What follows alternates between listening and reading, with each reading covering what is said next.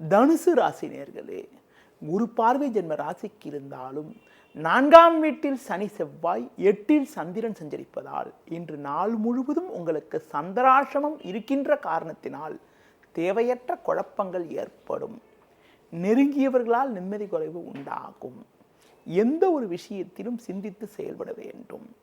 தொழில் வியாபாரத்தில் உடனிருப்பவர்களால் நிம்மதி குறைவு ஏற்படலாம்.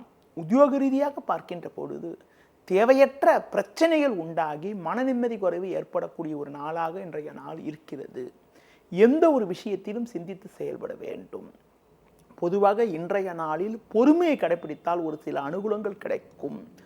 புதிய முயற்சிகளை தவிர்ப்பது, தள்ளி வைப்பது, பிறர் விஷயத்தில் தலையிடாமல் இருப்பது, பிறருக்கு வாக்குறுதி கொடுப்பதை தற்காலிகமாக தள்ளி வைப்பது மிகவும் நல்லது.